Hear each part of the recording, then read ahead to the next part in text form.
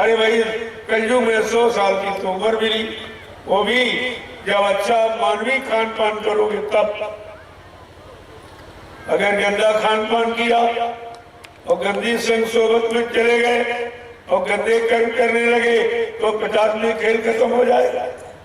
आपको कितने दिन यहाँ रहना, और उसमें से किसी का 40, किसी का 50, किसी का 60-70 निकल गया।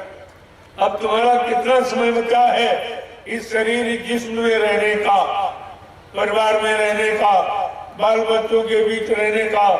अब आपके पास कितना समय? क्या कभी आपने इस पर कभी विचार किया आपने? इस सारा समय तो लड़ाई झगड़े में, निंदा आलोचना बुराई में और बुरे कर्म में और मांस खाने में, अंडा खाने में, गंदगी खाने में बिता दिया। क्या परमात्मा खुदा ने आपको ही सलाह दी है? तुम्हारे लिए तो भोजन अलग बनाया है। ये परमात्मा खुदा ने जितने जीव बनाए सब जीवों का भोजन अलग, पशुओं का अलग है, पक्षियों का अलग है, कीड़े मकोड़ों का अलग, जंगली जानवरों का अलग, और इंसान यानी मतलब आपका भोजन अलग बनाया। क्यों? इंसान भगवान को बहुत प्यारा। भगवान राम ने कहा भी कि सब मेरे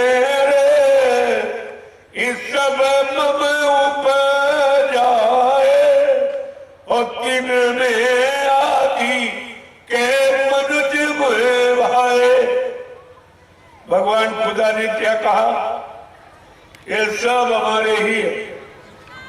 ये सारा जितना आप जीव देख रहे हो ये भगवान खुदा कह रहा सब मेरा बनाया। किसी इंसान ने, विज्ञान ने कोई जीव जंतु नहीं बनाया, ये सब मेरा बनाया। और इन सब में हमको इंसान बहुत प्यारा है। जो प्यारा दुलारा होता है उसकी आप व्यवस्था अलग करते हो। तो भगवान खुदा को ये इंसान मानो बहुत प्यारा। तो इस इंसान प्यारे के लिए खुदा ने आपका भोजन क्या बनाया? सीजनल अनाज, सीजनल दालें, सीजनल सब्जियां, फल फूल मेवे, दूध मक्खन मलाई घी, ये आपका भोजन। लेकिन आपने तो अपना अच्छा भोजन छोड़ दिया, तो ये मुर्दा भोजन। अरे मुर्दा मांस कौन खाता है? कुत्ता, कौवा, गीत। ये भगवान खुदा ने वो जीव अलग बनाए जिनका भोजन अलग। अब तुम किसी का भोजन छीन लोगे, छीन के खाओगे तो नाराज हो जाए। अगर आपका बच्चा है घर में और उसकी थाली अगर छीन लो और भोजन न करने दो तो भी घर छोड़ के चला जाएगा, वो भी घर में नहीं रहेगा। जिसको जिसका भोजन नहीं मिलेगा तो घर छोड़ के, क्योंकि बगैर रोटी भोजन के कोई रह नहीं सकता। जहाँ मिलेगी वहां चला जाएगा। इसीलिए आप देखिए ये प्रमाण है, जब से आपने मुर्दा मांस खाना शुरू किया और गिद्ध चले गए। ये गिद्ध देश में दिखाई नहीं दे, क्योंकि ये भोजन मुर्दा भोजन गिद्धों का, आपका नहीं है। आपको परमात्मा खुदा ने कितना नेक मांस और कितना भला और कितना रहम और दया, प्रेम प्यार मोहब्बत से भरपूर बनाया। लेकिन आप सब भूल गए, और भूल गए अब आप परेशान हो। ये तरह तरह की बीमारियां क्यों आई? ये मानो मशीन क्यों खराब हो गई? जैसे आपकी दो मशीनें, एक पेट्रोल की एक डीजल की। अगर पेट्रोल वाली मशीन में तुम डीजल डालो, कोई भी तो तेल है, हम यही डालेंगे तो मशीन खराब हो जाएगी, वो मशीन खराब हो जाएगी। ठीक इसी तरह से जो भगवान खुदा ने ये इंसानी मशीन बनाई, इसका भोजन अलग बनाया, इसकी खुराक अलग बनाई, और आपने वो खुराक देना बंद कर दिया तो इंसानी मशीन खराब हो गई। अब तरह तरह की बीमारी। अभी क्या, अगर आप शाकाहारी नहीं हुए और फकीरों की बात, महात्माओं की बात अगर नहीं मानी तो आगे भारी मुसीबत आ रही। इतनी बड़ी बड़ी बीमारियां तैयार खड़ी तुम्हारे गंदे खान पान के कारण। ये पल घड़ी मिनट नहीं लगेंगे, ये देश के देश और मुल्क के मुल्क और शहर के शहर और गांव के गांव ये सब वीरान हो जाए। आपको बहुत कम लोग दिखाई देते। बाबा जय गुरुदेव जी महाराज ने सन 80 से आपको बताना शुरू किया और आज भी आपको बता दिया। 80 से कितना समय निकल गया, कितने पहले महात्मा फकीर आपको समझाना बताना शुरू करते हैं कि आगे समय खराब आ रहा, भारी बीमारी आ जाएगी, तुम अपने बाल बच्चों को और अपने को बचा नहीं पाओगे, लिहाजा मेरे इस सिद्धांत को मान लीजिए। और आपने एक भी बात नहीं मानी। ये जो कोरोना नाम की बीमारी आपने सुनी, जिसको बाबा जय गुरुदेव जी महाराज ने 6 नवंबर 1986 को इस बीमारी के बारे में बताया था। 86 में कितने पहले बताया आपको कि करो ना, क्या क्या न करो तो बीमारी नहीं आएगी, और करोगे तो आ जाएगी। कोरोना का मतलब ये है, करो ना, क्या नहीं आपको करना। अंडा नहीं खाना, मुर्गा नहीं खाना, मछली नहीं खाना, बकरा नहीं खाना, दारू नहीं पीना, गांजा भांग की बुद्धि नाशक नशा का प्रयोग नहीं करना, नहीं माँ बहन बेटी की पहचान खत्म हो जाएगी, फिर आपसे जघन्य अपराध हो जाएगा। तब कहा ये करो ना, ये मत करना, तो कोरोना नाम की बीमारी नहीं आएगी, और नहीं मानोगे तो आ जाएगी। और आप नहीं माने और करोड़ों चले गए दुनिया से, एक झटके में करोड़ों चले गए। प्रेमियों, ये तो कुदरत का एक छोटा सा नमूना। अभी तो कोरोना जैसी हजारों बीमारियां आने को तैयार बैठी हैं। अगर आपने संत महात्मा फकीरों की बात को नहीं माना तो ये सब बीमारियां आपको घेर लेंगी, फिर अपने आप को बचाना मुश्किल आ जाएगा।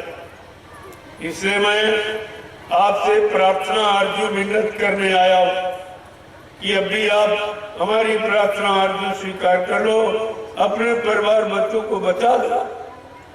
क्यों इनको मौत के घाट उतारना चाहते?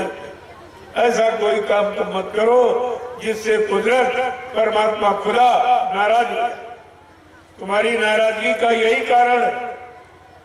अब तुम अगर किसी को बुलाओ, 2-3 बार वो न बोले तो आपको शंका हो जाती कि अब से ये नाराज हो गया, फिर उसकी नाराजगी का आप कारण ढूंढते हो, उठते हो आप।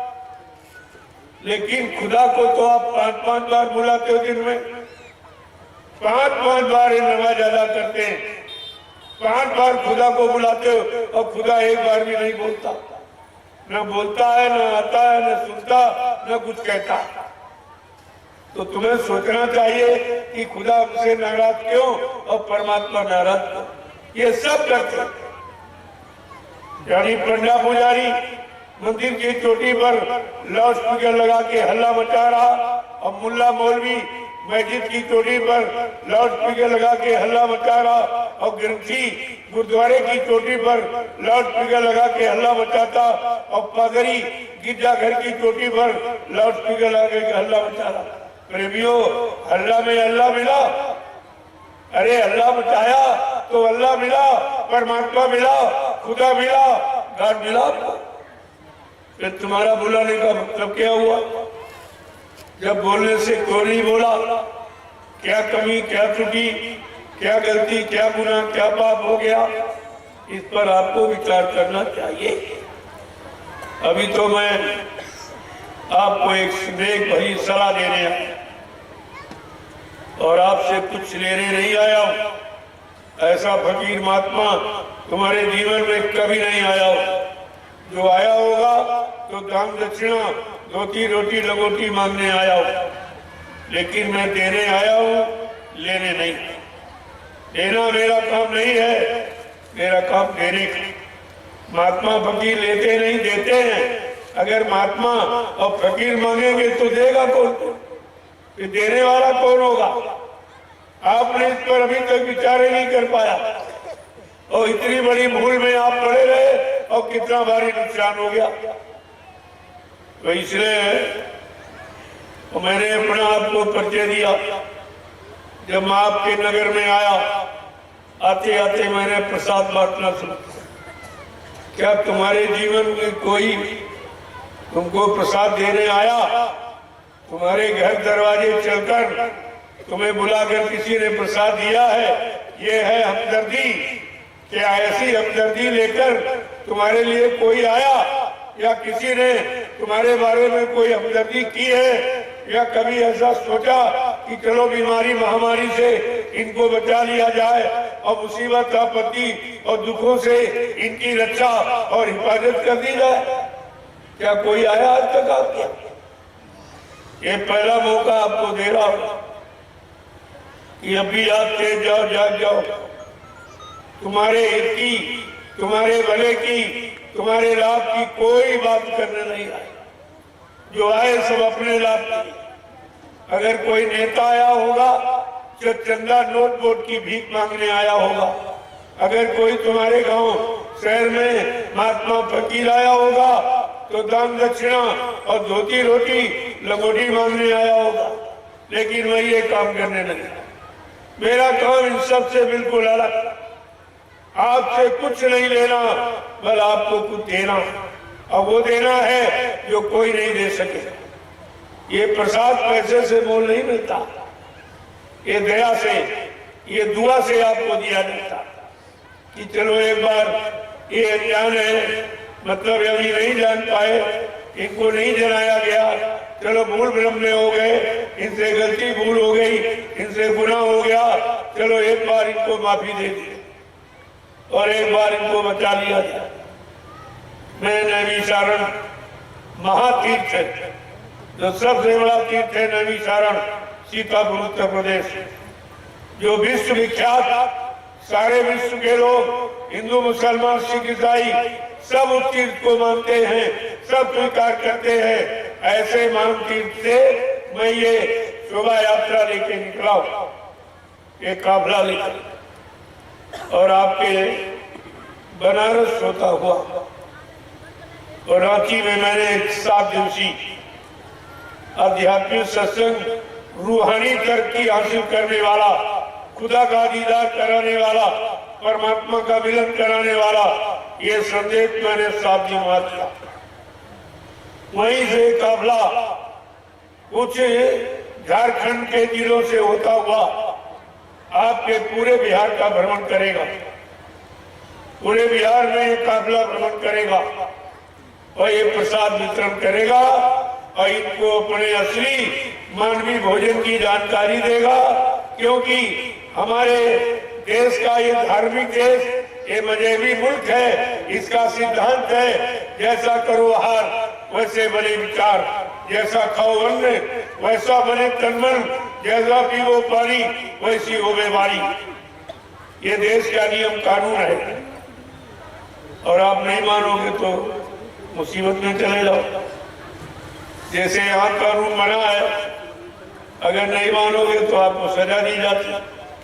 ऐसे ईश्वरी विधान, खुदा का भी विधान है, उसने भी नियम कानून बनाया और फकीरों महात्माओं के जरिए उन्होंने संदेश भेजा कि जाओ संपूर्ण इंसानी जात को मेरा ये पैगाम, मेरा संदेश ये सुना देना, बता देना, ताकि कोई ये न कहे हम पहले की तरह आपको ये कहने नहीं देंगे कि हाय हुसैन हम न हुए।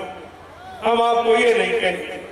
मैं आपके गांव में आया हूँ, आप सुबह से मैंने आपको देने का काम, ये 2-3 किलोमीटर जो प्रसाद बांटा गया, कितने कुंटल बांट दिया गया और आपने उसके बदले कुछ, यही से आपको समझ लेना चाहिए ये काम ये हिंदुस्तान में किसी ने कभी किया ही नहीं और आज भी कोई कर रहा और न कोई आगे कर सकेगा। ये ऐसा काम आपके लाभ का है, आपकी संभाल का है, आपकी सुरक्षा का है, आपके बचाव का। अब आप नहीं मानोगे तो तुम जाओ, तुम्हारा काम है, लेकिन आप ये नहीं कहोगे अभी वक्त है गुनाहों से, तू तौबा कर ले, फिर न कहना कि हमने सुना था पैगाम ने। ये आप नहीं कह सकते। अभी आपको गुनाहों से, पापों से माफी मिल जाएगी, क्योंकि फकीरों का ऐलान हो रहा, संतों महात्माओं का पैगाम सुनाया जा रहा। ये आपको समय से सुनना चाहिए, क्योंकि आपके लाभ, आपको देना नहीं बदले में, लाभ लेना। अगर ये भी नहीं कर पाए, जो मतलब यानी धर्म शास्त्रों में लिखा है, सब लोग इसको अपनाते, हित अनहित बस पक्षी जाना और मानव तन गुण ज्ञान निधाना, कि हित अनहित बस पक्षी भी जानता है। तुम मनुष्य होकर अपना हित नहीं समझ पाए, अपना लाभ नहीं समझ पाए, अपनी रक्षा सुरक्षा संरक्षा और हिफाजत नहीं समझ पाए। ये तुम्हारी पढ़ाई लिखाई का मतलब क्या? तुमको ये अक्षरों का ज्ञान जो कराया गया किताबों से, इसका मतलब क्या था? इसका मतलब था सही सच्चे काम की जानकारी, सही सच्चे समय की जानकारी, सही सच्चे काम की जानकारी, सही सच्चे खान पान की जानकारी। इन काले अक्षरों का ये मतलब, ये तालीम और शिक्षा का यही अर्थ है कि हम सब लोग अच्छे सच्चे नेक भले ईमानदार बन जाएं, हमारे में रहें और दया आ जाए, हम सबसे प्रेम प्यार मोहब्बत करें, एक सब एक दूसरे के काम आवे और माँ बहन बेटी बहू की परख और पहचान करें। इस अच्छे काम के लिए आपको ये मानव शरीर, ये जिस्म परमात्मा खुदा ने तकसीम किया दिया, और लेकिन आपने इसे खराब कर दिया। और जब खराब कर दिया तो कुदरत सजा देने लगी, और सजा से केवल अगर कोई माफी करा सकता तो संत महात्मा, फकीर और कोई नहीं। महात्मा फकीरों के सिवा आप पर रहम दया कोई करने वाला है ही नहीं। अभी कोरोना आए, किसने तुम्हारे पर दया की? कौन राष्ट्रपति प्रधानमंत्री मुख्यमंत्री ने बचा पाया किसी को? कोई डॉक्टर वैद हकीम, कोई दवाओं अस्पतालों ने आपको बचा पाया? अरे ये कुदरत का दिया हुआ है, यानी गुनाहों की सजा है, इसे कोई माफ नहीं कर सकता। ये मोटी बात आप समझ। हमारे सबसे प्रार्थना हिंदू मुसलमानों से हमारी गुजारिश है, प्रार्थना अर्जुन विनत है कि अब आप फकीर और महात्मा संतों की बात को मान, इसमें तुम्हारा हित है भला, और नहीं माने तो आगे समय बहुत खराब है, जिसमें अपने आप को बचाना मुश्किल हो जाएगा। ऐसे खराब समय से बचाने के लिए तुम्हारे दरवाजे कोई आया, कोई प्रधानमंत्री मुख्यमंत्री, कोई राष्ट्रपति आया, जिनकी जिम्मेदारी है, जिनको आपने चंदा नोट वोट दिया है, महंगाई भरी है, टैक्स भरे हैं, महात्मा फकीरों को आपने क्या दिया? कुछ नहीं। जिनको कुछ नहीं दिया और कुछ नहीं माना समझा, वो तुम्हारी मदद के लिए निकल पड़े, और जिनको आपने सब कुछ दिया उन्होंने कुछ नहीं सोचा। कोई व्यवस्था नहीं आपके लिए बनाई, और इनके पास कोई व्यवस्था है। 70 साल की आजादी, ये सब आपको प्रमाण दे रही। इन्होंने क्या किया? आप चुनाव करते रहे, चुनाव पर चुनाव, चुनाव पर चुनाव, सारा देश चुन गया, कुछ नहीं बचा, सब चुन गया। आपको मालूम नहीं है, इन लोगों ने बताया भी आपको नहीं, एक चुनाव में 70 अरब रुपए खर्च होता। ये पंचवर्षीय चुनाव जो होता है, एक चुनाव में 70 अरब रुपए, ये कितना महंगा है। और इतने बड़े महंगे चुनाव से भारत की जनता को तो कुछ नहीं मिला, कुछ। अरे रोजी रोटी तो परमात्मा खुदा देता है, लेकिन न्याय सुरक्षा ये तो तुम्हारे बस की बात की, वो भी नहीं दे पाए, न न्याय दे पाए न सुरक्षा कर पाए। अगर दो बातें कर देते तब भी ये भारत देश खुशहाल हो जाता। सब लोग अपने अपनी जगह पर शिष्ट और सब बने रहते, और सब अपनी जगह पर मतलब यानी पारिवारिक और सामाजिक जीवन में अपना सुख अनुभव, शांति का अनुभव करते रहते। लेकिन प्रेमियों मिला कुछ नहीं, आपको कुछ नहीं मिला है, और 70 साल निकल, 14 पंचवर्षीय आपकी निकल गई। जब 14 पंचवर्षियों में नहीं मिला तो अब क्या मिलने वाला? अरे 70 साल का समय कम होता, एक जीवन होता है। अब 70 साल तो आदमी जिंदा रह पाता, और 70 साल तुम्हारे निकल गए चुनाव करते करते करते। तुमने तो चुनाव किया और इनको चुना, लेकिन इन लोगों ने तुम्हारे लाभ का कोई काम नहीं किया। तुम्हारे लाभ का, तुम्हारे भले का, तुम्हारे कल्याण का कोई काम नहीं चुना आज तक। अब आगे क्या चुनेंगी? तो कम से कम भगवान खुदा ने आपको बुद्धि दी है। ये बुद्धि है परीक्षण का यंत्र। इससे आपको पहचान करनी चाहिए कि ये अच्छा क्या है, बुरा क्या है, पाप क्या है, पुण्य क्या है, सुख क्या है, अशुभ क्या है, असली क्या है, नकली क्या है। ये सब की पहचान के लिए कौन तुम्हारा है, कौन तुमको अपने लिए प्रयोग कर रहा। इन्होंने हमेशा तुम्हारा प्रयोग किया है, लेकिन तुम्हारे प्रयोग का कोई सामान इन्होंने आज तक नहीं दिया। कोई सामान आपको नहीं। यहाँ केवल एक ही सिद्धांत है, लूटो, खाओ, मौज उड़ाओ। ये मंत्र सिखाया जाता है। जनता की जरूरी चीजों पर पाबंद लगाया जाता है।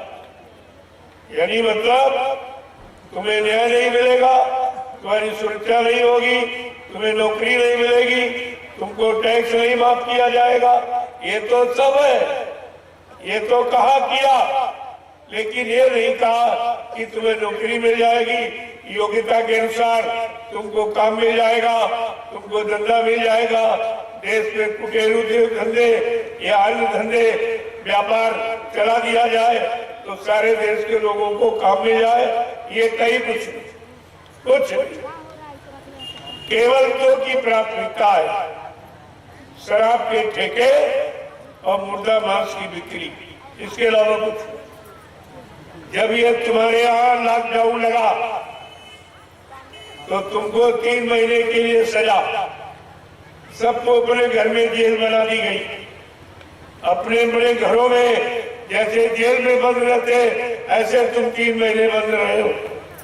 किसी ने कुछ कहा, किसी ने पूछा, किसी ने हमदर्दी, कोई विपक्ष ने तुम्हारे पक्ष में कोई बात कही कि भाई कौन सी गलती की, कौन सा गुनाह किया, कौन सा पाप किया, आखिरकार हमको अपने घर में जेल की तरह से बंद क्यों किया जाए? हमारा व्यापार क्यों बंद कर दिया? हमारी दुकान क्यों बंद कर दी? हमारी रोजी रोटी कैसे चलेगी? बाल बच्चों का पालन पोषण कैसे होगा? किसी ने पूछा भी नहीं और किसी ने बताया। और तुम्हारा न्यायालय, कार्यालय और विद्यालय सब बंद, सब कुछ बंद कर दिया। रेल यातायात और मतलब यानी कि जितना सब बाजारे और दुकानें सब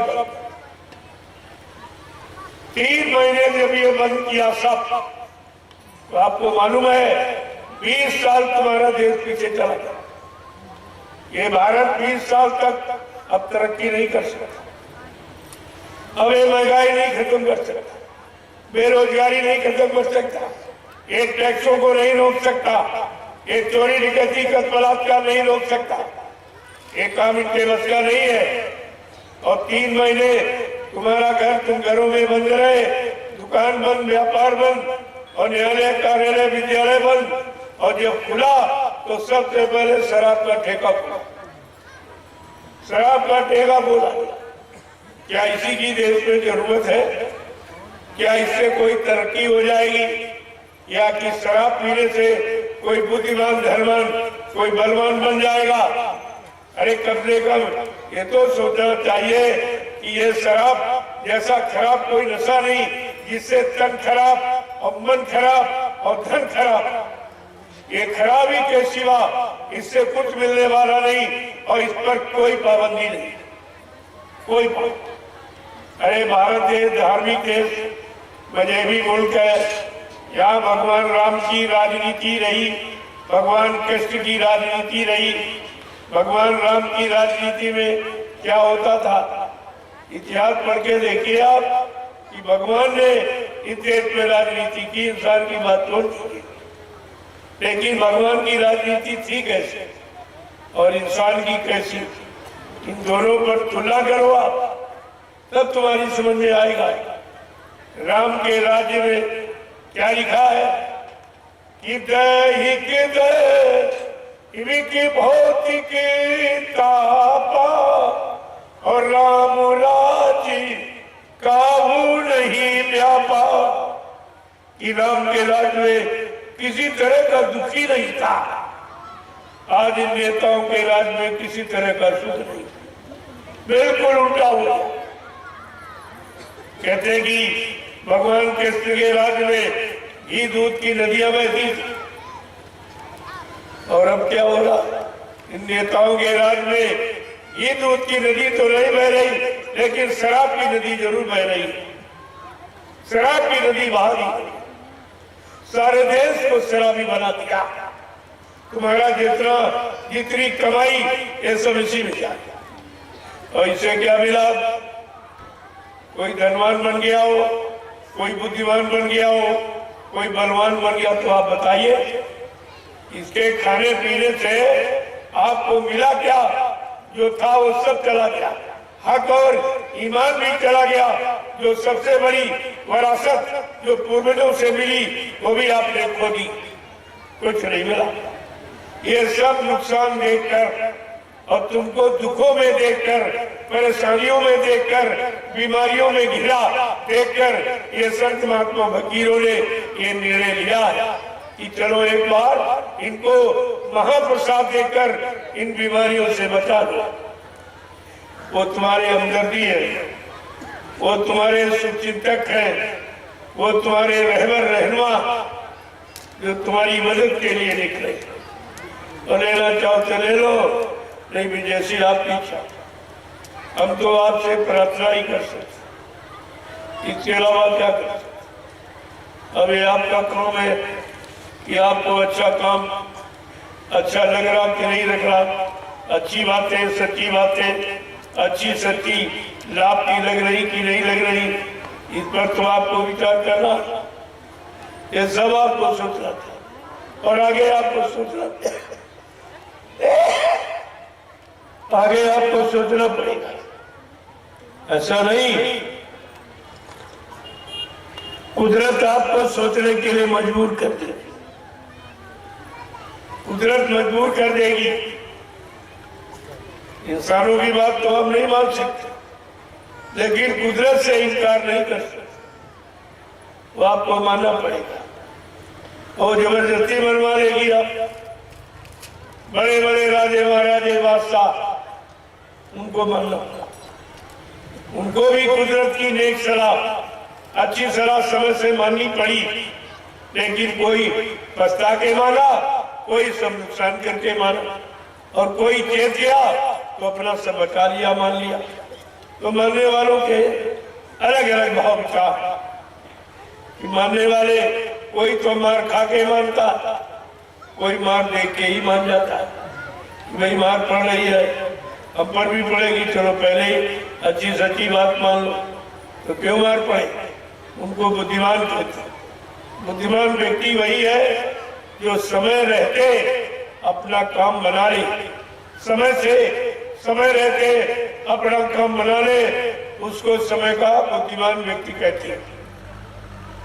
और नहीं तो मार खा के आप मानोगे तो कौन सी बुद्धिमानी होगी, इसमें कौन सी आपकी मतलब यानी मानता हो, ये सोचना चाहिए। मैं तो एक नेक अच्छी सलाह लेके आपके लिए आया हूँ, और सारे देश में इसी सलाह का प्रचार कर रहा हूँ। ये शिक्षा सब जगह गीता रामायण भागवत कुरान बाइबिल ग्रंथ साहब सब पढ़े जा रहे, सुनाए जा रहे, लेकिन प्रभाव असर कुछ सब उल्टा। धर्म सिखाया जा रहा, अधर्म बढ़ रहा, पुण्य कराया जा रहा, पाप बढ़ रहा, सत्य की शिक्षा सत्य के ग्रंथ किताबें पढ़ाई जा रही और झूठ बढ़ रहा। ये उल्टा कैसे? तो आपको विचार करना चाहिए कि बगैर अच्छे खान पान के अच्छे विचार किताबें पढ़ के आप नहीं बना सकते, वो तो खान पान के द्वारा। क्योंकि जैसा आहार वैसे विचार, आहार से विचारों का जन्म होता है। जब आहार अच्छा होगा, विचार अच्छे होंगे, कर्म अच्छे करोगे तो फल अच्छा मिलेगा। तो बिल्कुल सीधा सिद्धांत, इसमें कोई पढ़ाई लिखाई का काम नहीं है, बिल्कुल सीधा। अच्छा करोगे अच्छा मिलेगा, बुरा करोगे बुरा मिलेगा। ये तो कर्म फल पाने का देश है। यहाँ जो जैसा कर्म करता है वैसे उसको फल मिलता। और भगवान ने भी संत गोस्वामी जी महाराज इन्होंने रामचरितमानस लिखा। रामचरितमानस विश्व विख्यात ग्रंथ। सारे मजहब धर्म के लोग रामचरितमानस को मानते हैं क्योंकि ये नीति का ग्रंथ। इसमें पारिवारिक नीति, सामाजिक नीति, व्यवहारिक नीति, चरित्र की नीति, खान पान की नीति, सत्य की नीति, न्याय की नीति, सुरक्षा की नीति, सारी नीतियों का भंडार। इसलिए ये सर्व विश्व प्रसिद्ध ग्रंथ है। सारे विश्व के लोग, सारी जातियों, मजहब धर्मों के लोग रामचरितमानस को मानते हैं क्योंकि शिक्षा मानते। कागज किताब नहीं मानते। जो उसमें लिखा है वो सबके हित का, वो किसी एक जाति के लिए, एक मजहब धर्म के लिए नहीं लिखा, संपूर्ण मानव जाति के हित का। ये संदेश संत गोस्वामी जी महाराज ने रामचरितमानस के रूप में ये लिख करके और समाज को भेंट कर दिया कि अगर समाज सुख और शांति चाहती है और लाभ चाहती है, मानव जीवन को सुखमय बनाना चाहती है, तो कहा हमारी नीति ग्रंथ को आप पढ़िए। इसमें सबके लिए नीति, तो तभी तो इसको विश्व में मान्यता मिली है, ऐसे थोड़ी मिल गई। और आपको इस पर विचार करना चाहिए। मैं इसीलिए आपके बीच में ये खुदा का खुदाई पैगाम, परमात्मा का संदेश लेके आया। ये उसकी तरफ से संदेश एक बार संपूर्ण मानव जाति को, संपूर्ण इंसानों को मेरा पैगाम, मेरा संदेश एक बार सबको दे दो, ताकि कोई हिंदुस्तान में ये न कहने पावे कि हमको समय का संदेश और समय की अच्छी सच्ची बात मालूम नहीं थी। ये कोई कह न पावे। प्रेमियों, इसलिए संत महात्मा फकीर अपनी फर्ज अदायगी कर रहे हैं, जो आपके लिए आया हुआ और आपको दिया जा रहा। इसके बदले आपसे कुछ लिया नहीं जाता, सब यहाँ मुफ्त में खैरात में दिया जाता, एकदम मुफ्त में दिया जाता इसी तरह। और सबके लिए, हमारे यहाँ कोई हिंदू मुसलमान ये मतभेद, कोई रगड़ा झगड़ा नहीं, ये हम भेदभाव नहीं रखते। हम तो केवल इंसानी जात एक समझते हैं। ये इंसानी जात परमात्मा खुदा की बनाई हुई है, इसलिए ये सबकी और सबके लिए है। और सबको एकता, आध्यात्मिकता से ही प्रेम प्यार मोहब्बत में रहना चाहिए। तब आपको अपने मानव जीवन का सुख मिलेगा, पारिवारिक जीवन का सुख मिलेगा, व्यवहारिक जीवन का आनंद मिलेगा। वैसे आपको मिलने वालों को और सब परेशान, यहाँ गरीब अमीर दोनों परेशान। चलो गरीबी के कारण परेशान, लेकिन अमीर क्यों परेशान?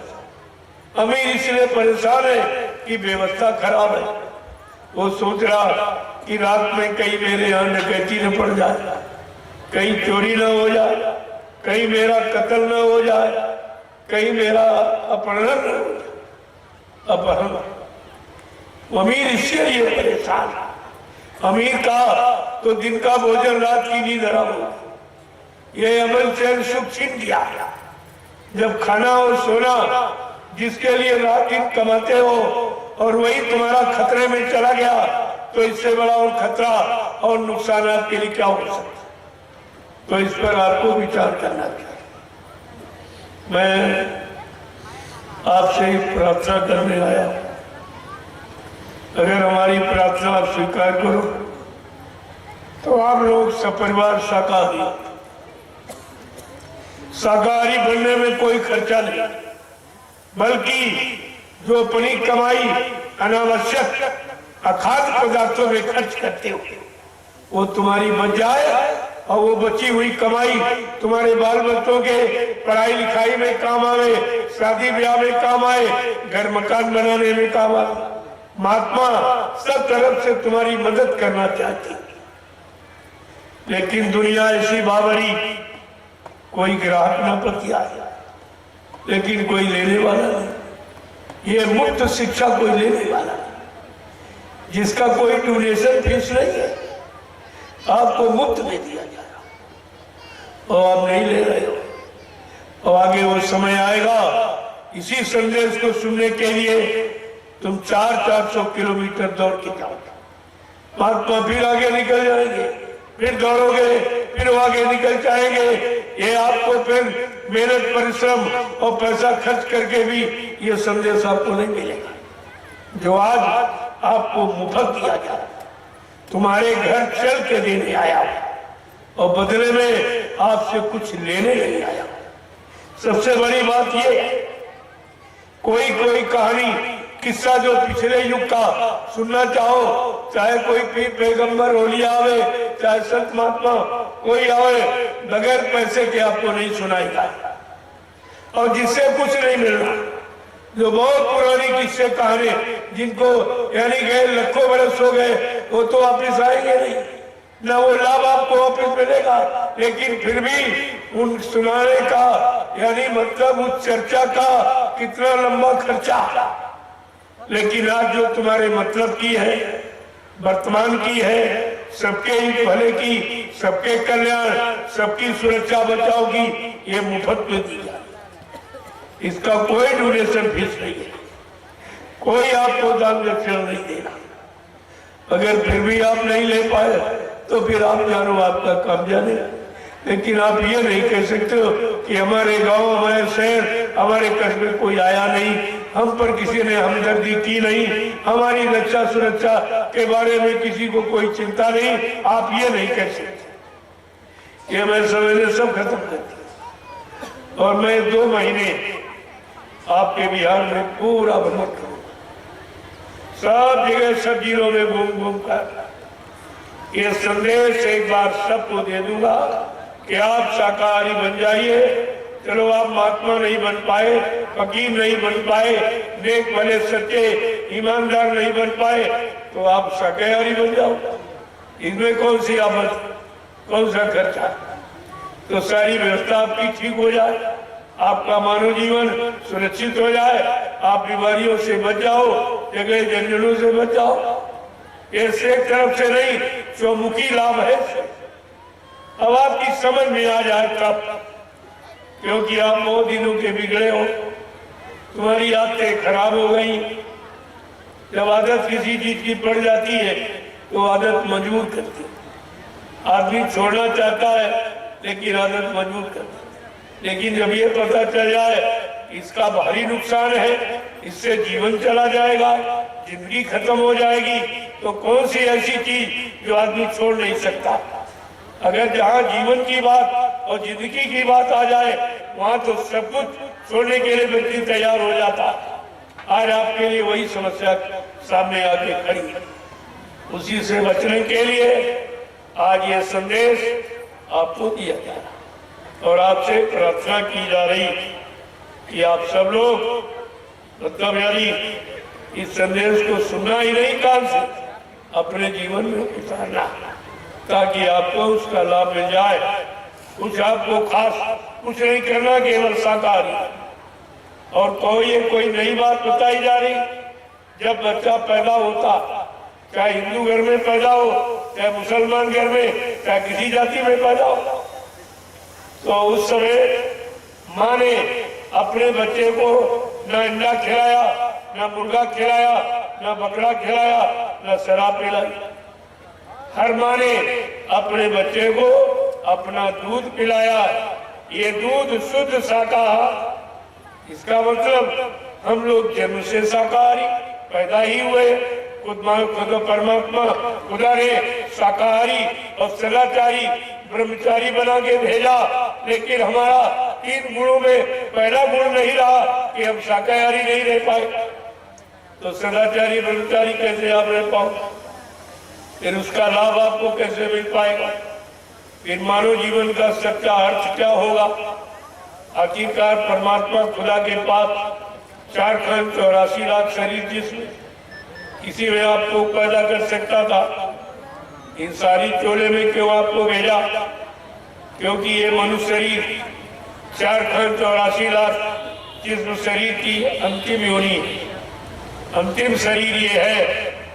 ये अवसर, चांस, मौका एक बार आपको सुधरने का देता, क्योंकि मानव शरीर में इस जिस्मानी जिस्म में जब खुदा की रूह आएगी, परमात्मा की जीवात्मा आएगी, तब उसको परमात्मा से मिलने का और खुदा का दीदार करने का अवसर मिल सकता है, और किसी शरीर में नहीं। न पशुओं में, न पक्षियों में, न कीड़े मकोड़ों में, न जंगली जानवरों में। यदि अब आत्मा हूं उनमें भी, लेकिन उनमें ये अधिकार नहीं है कि वो रूह जीवात्मा खुदा से, परमात्मा से मिल सके। ऐसा क्यों है? कोई शरीर जिस एक तत्व का, कोई 2 तत्व का, कोई 3 तत्व का, कोई 4 तत्व का, लेकिन मानव शरीर ये जिस्म परमात्मा खुदा ने पंच भौतिक 5 तत्वों को मिलाकर जल, पृथ्वी, अग्नि, वायु, आकाश, शीतल जल, पावक, गगन, समीरा, पंच तत्व या रचित शरीरा, जल, पृथ्वी, अग्नि, वायु, आकाश, 5 मसालों को मिलाकर परमात्मा खुदा ने इस मनुष्य मंदिर, जिस्मानी मस्जिद को अपने हाथ से तैयार किया। ये परमात्मा खुदा की बनाई ये मनुष्य मंदिर, जिस्मानी मस्जिद, और वो ईंट पत्थर वाला इंसान का बनाया। अब आप ये विचार करो कि परमात्मा तुम्हारे बनाए वाले ईंट पत्थर वाले में मकान में आएगा कि अपने बनाए वाले मनुष्य मंदिर या जिस्मानी मस्जिद में आएगा?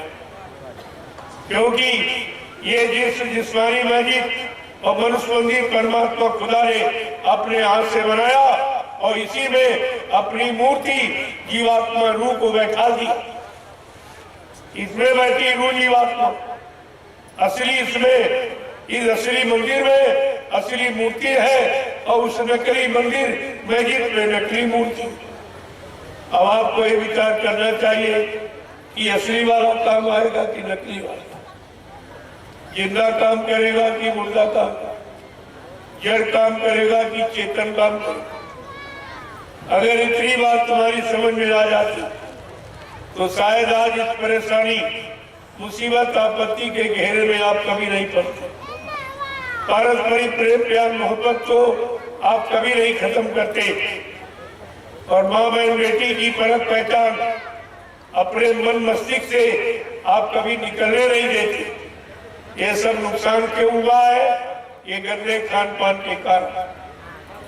क्योंकि जैसा आहार करोगे वैसे विचार बनेंगे, जैसे विचार बनेंगे वैसे कर्म करोगे, और जैसे कर्म करोगे वैसा फल मिलेगा। ये तो सिद्ध है।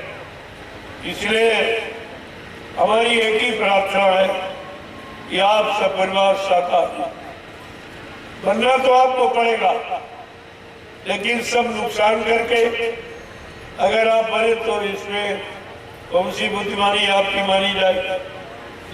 नुकसान होने के पहले, मरने के पहले, विनाश होने के पहले अगर जाग जाओ, चेत जाओ और सुधर जाओ, ये तो सबसे बड़ी बुद्धिमानी है।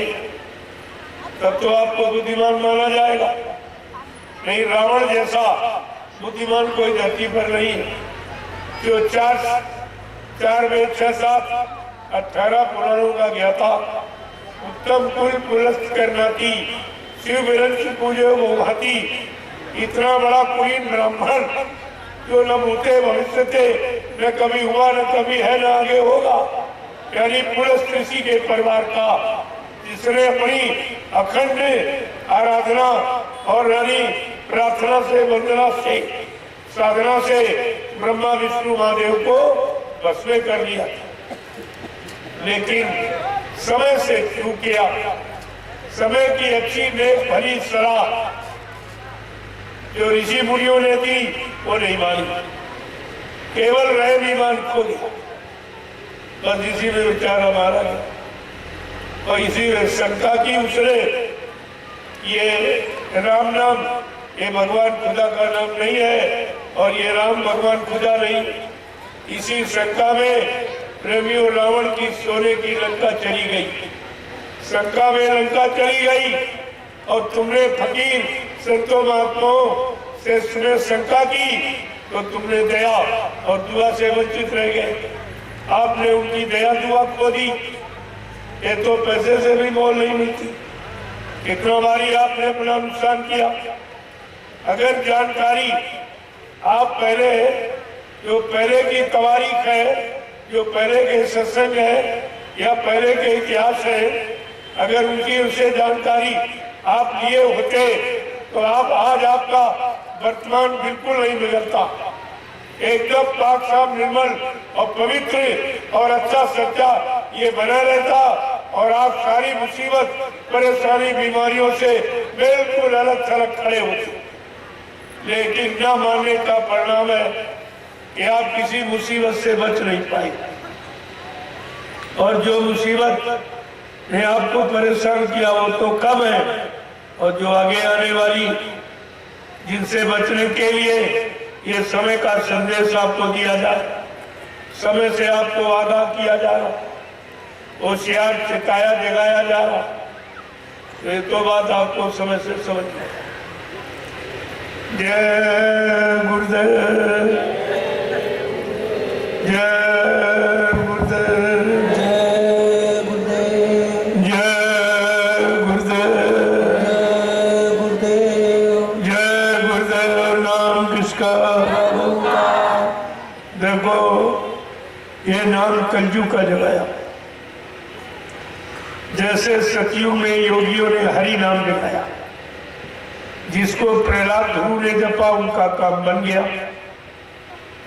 और त्रेता में जब व्यवस्था बिगड़ी और जब राक्षस ऋषि मुनियों को परेशान करने लगे, यज्ञ भी ध्वंस करने लगे, तो उन्होंने साधना की और राम नाम को जगाया।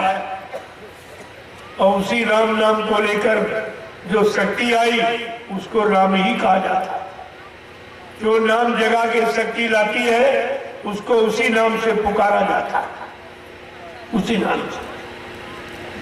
तो उस समय राम नाम आ गया, और राम नाम को विभीषण और सुग्रीव ने, और मतलब यानी कुल बिल बंदरों ने लिया, विश्वास किया, उनका काम बन गया। और जो नहीं माने और नहीं विश्वास किए वो मारे गए।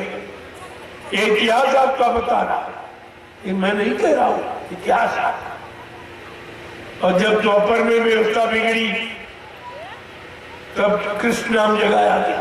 कृष्ण नाम, कष्टों का हनन करने वाला कृष्ण नाम जगाया गया।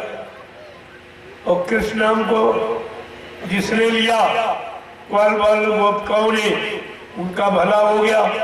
और लेकिन बाकी सब मारे गए। जिन्होंने नहीं माना, नहीं विश्वास किया और निंदालोचना बुराई करने लगे, तो सब मारे गए। ये 3 युगों का इतिहास बता रहा। जगाए हुए नाम को जो नहीं माना वो मारा गया। आज कलयुग है तो कलयुग में भी कोई नाम जगाया जाना चाहिए। जब हर युग में नया नाम और नया महापुरुष जगा के लेके आया और नाम का प्रचार कराया और नाम से जीवों को जोड़ा और उनका भला कर दिया। जो जुड़ गए और मान लिए वो समय से बच गए, जिन्होंने विरोध किया वो मारे गए। तो आज ये कलयुग के जीवों के लिए ये जय गुरुदेव नाम बाबा जय गुरुदेव महाराज ने जगाया है। ये उनका जगाया हुआ, ये किसी का सुनाया पढ़ाया लिखाया नहीं नाम, ये जगाया हुआ है। और जगाया हुआ नाम ही जीवात्माओं रूहों को जगाएगा और खुदा और परमात्मा से मिलाएगा। ये जो पढ़ने वाला नाम या सुनने वाला नाम ये नहीं काम करेगा। जो नाम जगाया जाएगा वो जगाने वाला महापुरुष स्वतः अपनी शक्ति, अपनी बदौलत से उस नाम का प्रभाव तुम्हारे ऊपर डालेगा और तुमको उस नाम का लाभ दिलाएगा। ये उसके हाथ की बात है।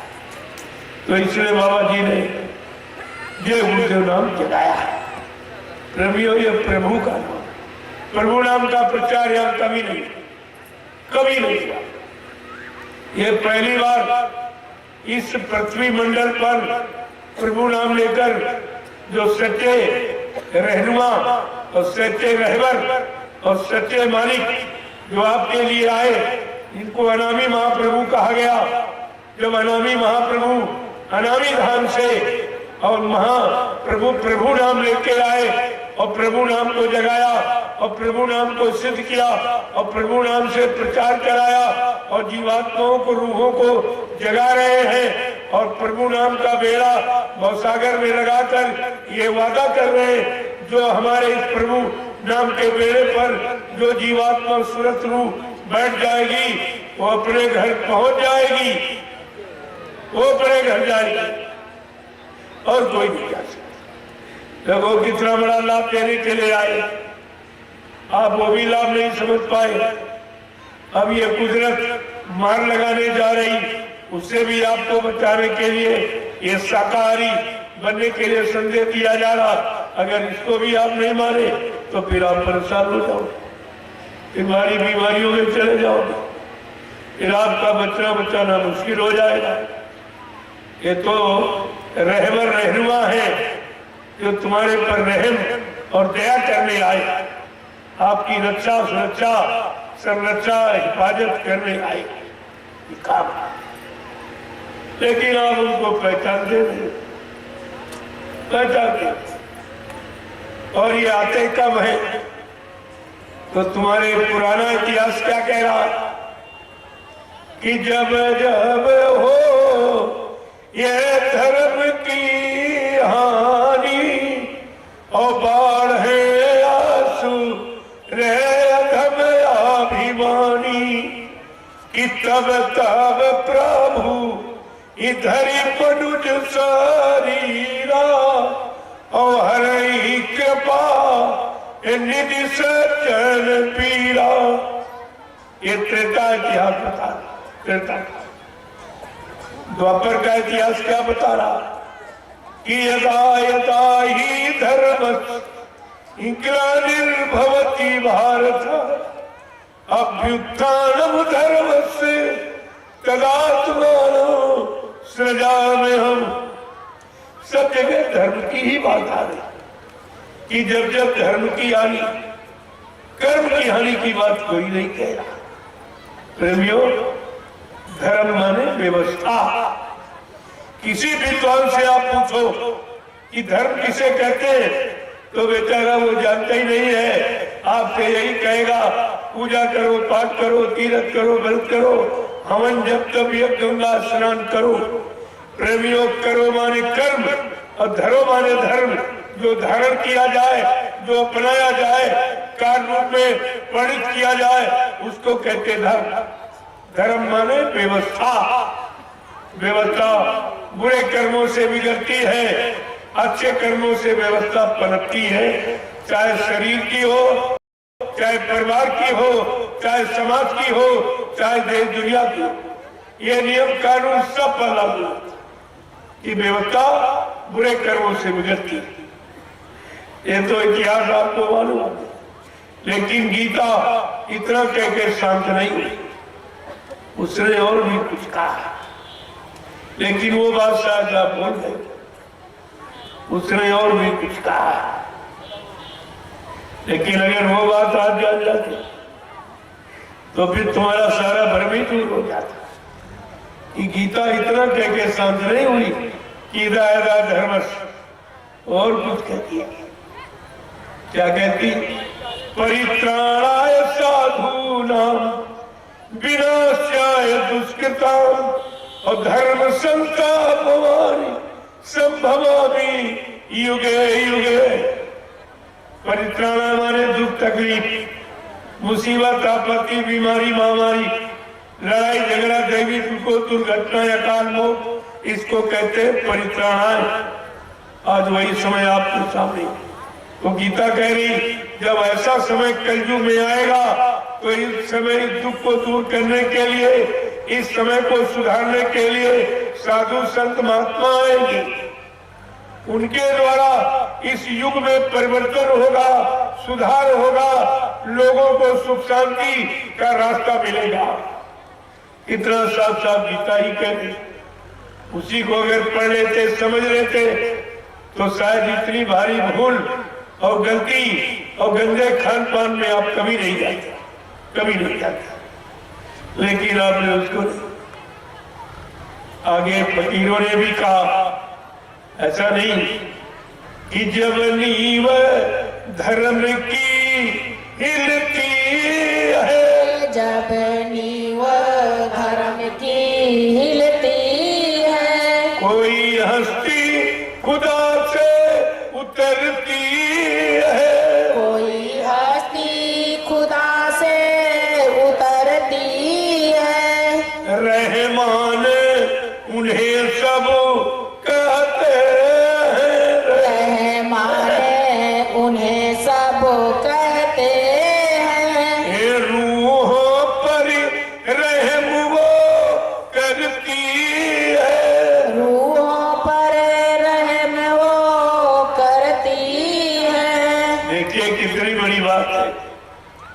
कहा उनको रहमान कहते और वो रूहों पर रहम करने आते, वो सजा सुनाने नहीं आते हैं, रहम करने माफ करने आते, वो माफी का पैगाम संदेश ले आते। जबकि यहाँ किसी ने माफ किया ही नहीं, चाहे वो त्रेता के राम हो, द्वापर के कृष्ण। वो इतिहास उठाइए, उन्होंने माफ नहीं किया बल्कि मार काट के खलिहान किया। कितने को मारा काटा, किसी को माफ नहीं किया।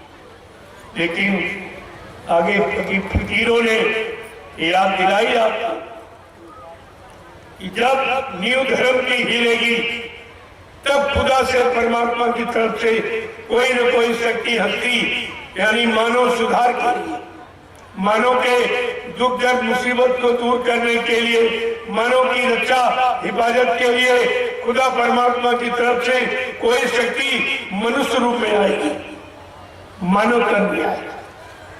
अगर वो किसी तन में आएगी तो आप बोली भाषा नहीं सोच पाओ।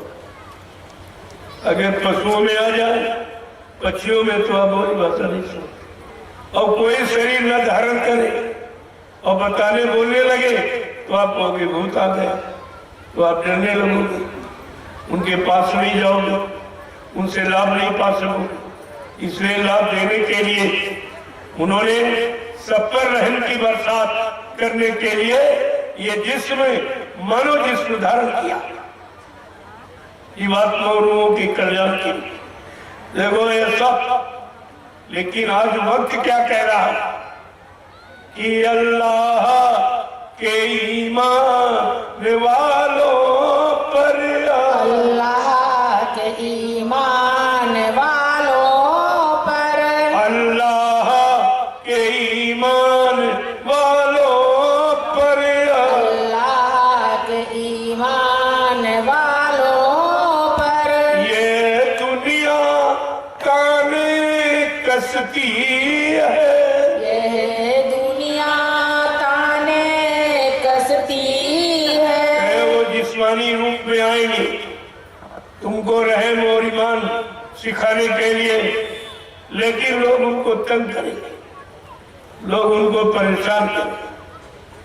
अल्लाह माने भगवान खुदा पर ईमान रखने वाले को लोग परेशान करें, तरह तरह के ताने मारेंगे, तरह तरह के मतलब यानी अपशब्द कर शब्द प्रयोग करेंगे।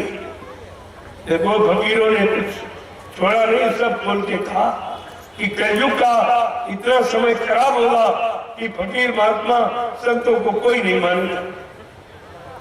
जो तुम्हारे लिए आए तुम उनको कोई नहीं मानेगा। और क्या कहते हैं, मखलूकों की गर्दन कटती है, मखलूकों की गर्दन कटती है, खातूनों की असमत लुटती है, खातूनों की असमत लुटती है।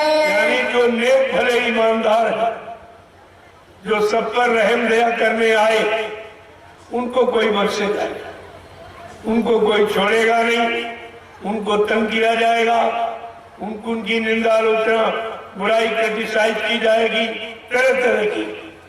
ये सब बता रहे हैं कि कलयुग में ऐसा समय आएगा, फकीर संतों महात्माओं को न कोई पहचानने वाला है, न उनसे कोई नेक भली अच्छी शिक्षा तालीम लेने वाला है, सीखने वाला कोई नहीं, बल्कि उनको लोगों परेशान करें, लोगों की तरफ खराब सुने। एक तो तुम्हारे भलाई के लिए कोई आया नहीं, और जो आए उनको तुमने पहचान पाया नहीं, अपना बना पाया नहीं, अपना भला कल्याण करा नहीं पाया। एक कितना बारी आपने अपना नुकसान किया और अब भी नहीं समझ पा रहे हो कि हमने नुकसान किया और अब भी कर रहे हो। अब भी आपकी समझ में कुछ नहीं आ रहा। देखिए कितनी बड़ी चीज ये फकीरों का काम। आप ऐसा मत समझो कि ये किसी एक कौम जाति के लिए संदेश लेके आया हो। सर्व मानव इंसान क्या था, हमारे यहाँ कोई जात पात नहीं, कोई झगड़ा नहीं किसी तरह का, जात पात पूछे नहीं कोई, हरि का भजे सो हरि का। परमात्मा खुदा के पाने में कोई जात पात लागू नहीं होती। परमात्मा खुदा की कोई जाति नहीं, और भक्त भगवान मुरीद की कोई जाति नहीं है, और मतलब गुरु और शिष्य की कोई जाति नहीं। जातियां तो आपने यहाँ बना दी और अपनी सामाजिक पारिवारिक व्यवस्था को खराब कर दिया और आपस में लड़ते झगड़ते। ये सब आपने किया और उसी किए का अब फल भोग रहे हो, परेशानी उठा रहे हो। तो महात्मा फकीर अब भी आपको हो दिलाने आ गए कि चलो गई सो गई और रही वो संभालो, न ये भी जाने वाली है। जो समय निकल गया, जो समय खराब हो गया, नहीं समझ पाए, नहीं जान पाए, तो कम से कम जो बचा है उसे तो सुधार लो। और ये संकल्प कर लो आज से कि अब लो नसानी अब ना नसाई। जो समय खराब हो गया, जो सांसों की पूंजी खराब हो गई, जो गुनाहों में, पापों में, हिंसाओं में, हत्याओं में और बुराइयों में, व्यभिचार कुचार में जो समय चला गया, उसके लिए प्रार्थना करो, अर्जुन मिन्नत करो, माफी मांगो और ये संकल्प ले लो कि अब लो नसानी अब ना नसइयो, तो आपको माफी मिल जाएगा। और रोज गलती, रोज माफी, रोज गलती, फिर कुछ नहीं, फिर आपको किसी तरह की नहीं बल्कि सब मिला के दूनी चौगुनी सजा आपको मिल जाएगी। तो आपको माफी नहीं मिलेगी, फिर मैं ब्याज के आपको सजा मिला। इसलिए जब से मालूम हो गया ये खराब कर्म है, ये बुरा कर्म है, ये पाप कर्म है, तो उससे आपको यानी मंदी वृत्ति ले लेनी चाहिए, उससे आपको बचना चाहिए और संकल्प लेना चाहिए कि अब ये कभी ऐसा कुछ नहीं होगा। जो जीवन से जीवन बचा है वो आपकी शरण में और आपके आदेश हुकुम पालन में खर्च करूंगा तो तुम्हारी सब माफी हो जाएगी। वो सब, वो तो जन्म जन्मांतर का पाप काटने माफ करने आए, लेकिन एक बार संकल्प तो लो कि अब लो नसानी अब ना नसानी। लेकिन आप करना कुछ नहीं चाहते, तो करते तो बुराई करते। भला आप जानते नहीं हो, एक तो आप जानते नहीं हो, कोई सच्ची अच्छी बात बताए वो आप मानते नहीं। ये दो बीमारी और आपने हो गई, इसीलिए आप परेशानियों में चले गए। जय गुरुदेव, जय गुरुदेव, जय गुरुदेव, जय गुरुदेव। नाम किसका? जय गुरुदेव। नाम किसका? प्रभु का प्यारा नाम। अब आप खड़े हो जाइए, खड़े हो जाओ। देखो उतना सुनो जितना पालन कर सको। ये थोड़ी 4-5 घंटे मैंने समय खर्च किया आपके लिए और आपसे उसमें कुछ नहीं लेना और सब उल्टा करते। इसलिए अब मैं उतना समय खर्च करूंगा जितना आप संभाल के रख सकते, उतना बताऊंगा जितना जीवन में उतार सकते। ये व्यर्थ में समय तुम्हारा और अपना मैं खर्च नहीं करूंगा। देखो कितनी देर में भी खड़े नहीं हो पाए। जितनी ज्यादा देर आपको खड़े होने में है उतनी देर अच्छे सच्चे काम को लाने, यानी सचिव आने में उतना ही देर। ये देरी आपकी तरफ से। अब खड़े होने का मतलब समझो, पहले खड़े तो रोज होते, बैठते रोज, लेकिन खड़े होने का मतलब अब अच्छे सच्चे काम करने के लिए खड़े हो। जब खड़े नहीं होगे तो चलोगे कब, और चलोगे नहीं तो करोगे कब। अब करोगे नहीं तो लाभ कैसे मिलेगा? बगैर करने का तो लाभ यहाँ नहीं मिलता, वो तो करने का लाभ। इसलिए और बैठो तो भजन पूजन इबादत के लिए बैठा, इसीलिए जाता कि खुदा की इबादत, भगवान का भजन, देवी देवताओं की पूजा, बैठा इसीलिए जाता। तो जब बैठो तो भजन पूजन और इबादत के लिए। ऐसे व्यर्थ में बैठना आपका अच्छा नहीं है, क्योंकि जीवन रोज जा रहा, ये जिंदगी के दिन रोज एक एक करके पूरे हो रहे हैं। आप ऐसा मत समझो ये सुबह शाम और दोपहर जो आप आजकल की गिनती करते हो, ये गिनती आपके जीवन को खत्म कर रही है। रोज के रोज कम होगा। आज का दिन निकल गया, एक दिन कम हो गया। आज और कल ये गिनते गिनते सारा जीवन समाप्त हो जाएगा और तुम गणना गिनती का अर्थ नहीं समझ पाओगे। इसका मतलब क्या है? ये हमारे जीवन की अनमोल श्वासों की पूंजी और हमारा ये समय व्यर्थ में जा रहा, जो परमात्मा खुदा ने अपने से मिलने के लिए दिया। ये जिस्म शरीर परमात्मा खुदा से मिलने की। और ये कितने लोगों ने ये काम किया? अरे तुम अरबों खरबों की संख्या है, लेकिन कितने लोगों ने इस मानव शरीर जिस्म को खुदा के पाने, परमात्मा के मिलने में लगाया?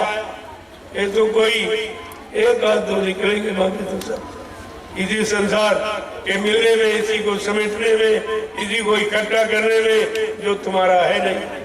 ये तो काल माया का सामान तुम्हारा नहीं है, इसीलिए तुम्हारे साथ जाता नहीं, तुम्हारे काम आता नहीं, तुमसे सब छीन लिया जाता। तुम नंगे आए हो और नंगे ही चले जाओगे।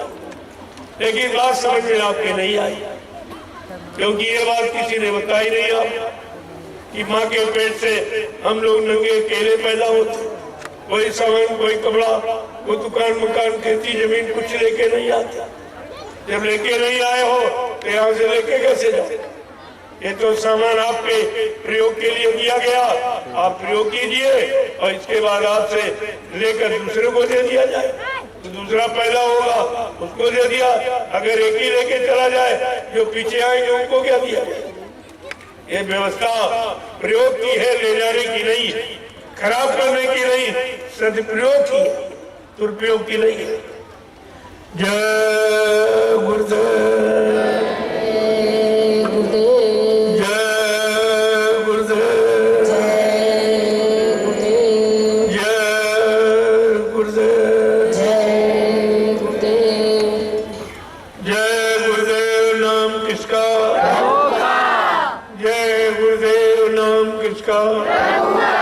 प्रभु का प्यारा नाम। जोर से बोलो, सब मिल बोलो, बोलना होगा, अभी से बोलो। दर्द हरेंगे, सब कष्ट मिटेंगे, शांति भी देंगे।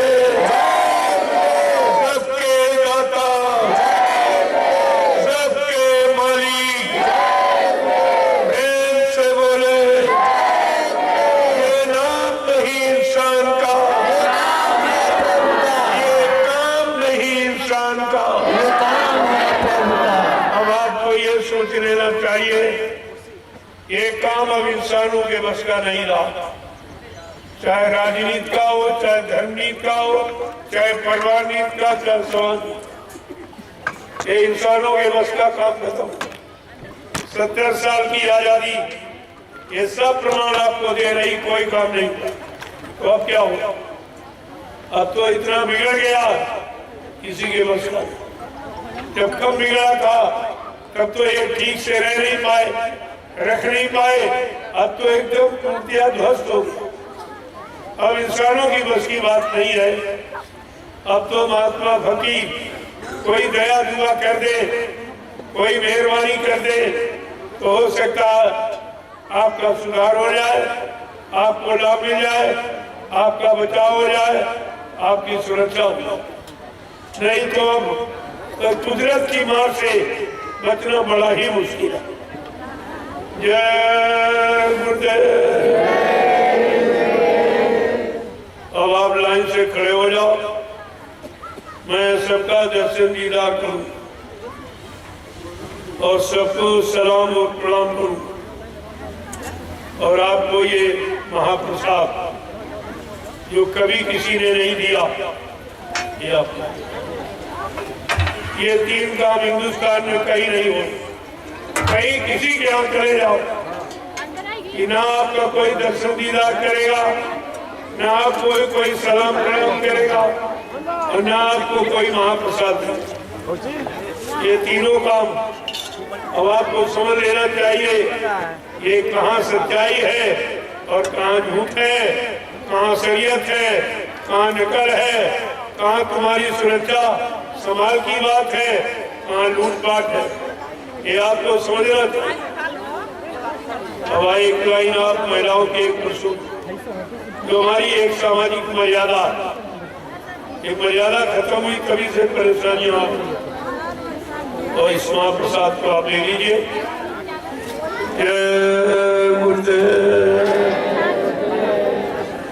चलो, उसके भूत प्रेत उतरेंगे और बीमारी कम हो, ये झंडा था। लेकिन कब? जब आप शाकाहारी बनने का वादा करें, शाकाहारी बनने का संकल्प लोगे, प्रतिज्ञा करोगे, तो ये झंडा तुम्हारा पूरा काम। हिंदुस्तान में सबके पास झंडे, लेकिन ये काम कोई नहीं करा सकता। पर एक काम की बात देखिए, ये काम कोई नहीं करा सकता जो आपका ही हो। और ये सब मुफ्त, कोई आपको रुपया पैसा इसमें नहीं देना। जो रुपए पैसे से कोई ओझा ने, कोई तांत्रिक ने, भूत प्रेत तुम्हारे नहीं उतार पाए, ये झंडा उतार। और कोई डॉक्टर में वकील से लाइलाज बीमारी तुम्हारी नहीं गई, ये झंडा बीमारी कम करेगा।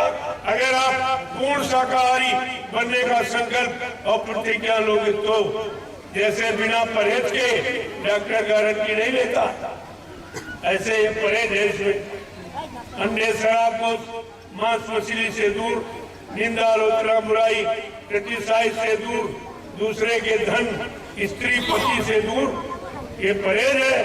अगर आप परहेज करें, मैं दावे के साथ आपके बीच में कह रहा हूँ, ये देव गुरुदेव नाम जो परमात्मा खुदा काटता है, ये सबके हित का और सबके लाभ का है। इस नाम को जो आप लोगे तो आपका काम बन जाएगा। अब मुसलमानों ने कहा भाई हम कैसे लें? तो हमने कहा तुम ये कहो कि जय गुरुदेव नाम खुदा का, जय गुरुदेव नाम खुदा का। आप ये कह लीजिए, आप अपने हिसाब से कह लो। अरे भाई दवा चाहे अंग्रेजी में लिखी जाए चाहे हिंदी में, अरे दवा तो काम ही करती है, दवा तो दवा ही है। चाहे हिंदी में नाम लो चाहे अंग्रेजी में लो या और किसी भाषा में, वो तो काम करेगी। ऐसे नाम चाहे उर्दू में, चाहे हिंदी में, संस्कृत में या किसी बोली भाषा में आप प्रयोग करें, नाम अपना काम करे। उन मुसलमानों ने कहा भाई हम कैसे लें? हमने कहा आप ये को ये गुरुदेव नाम खुदा का, ये गुरुदेव नाम खुदा का, कोई लाभ तुम्हें मिलेगा। लेकिन शाकाहारी ये सत्य है, ये भाई सत्य। अगर आप ये नहीं मानोगे फिर कोई गारंटी नहीं, फिर कोई गारंटी हमारी नहीं। इसको ध्यान रखिए। जय गुरुदेव।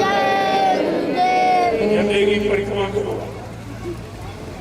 देखिए कितना बड़ा लाभ है जो हिंदुस्तान में कहीं चले जाओ, ये लाभ कोई तीर्थ में, मुहूर्त में, तीर्थों में कहीं आप ये लाभ कोई नहीं दे। और वहां आपने कितना रुपया चढ़ाया, पेड़े बताते चढ़ाए और वो सोना चांदी और सब सामान चढ़ाया, लेकिन तुम्हें कुछ नहीं मिला। तुमको बदले में किसी ने कुछ नहीं दिया और यहाँ कुछ नहीं लिया जा रहा और सब लाभ आपको दिया जा रहा।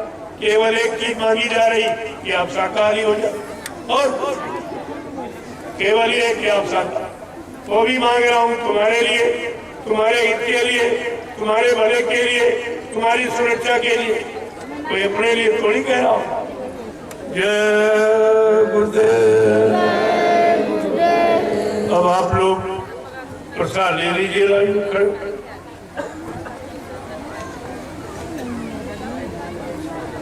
चलो, लाइन शुरू कर।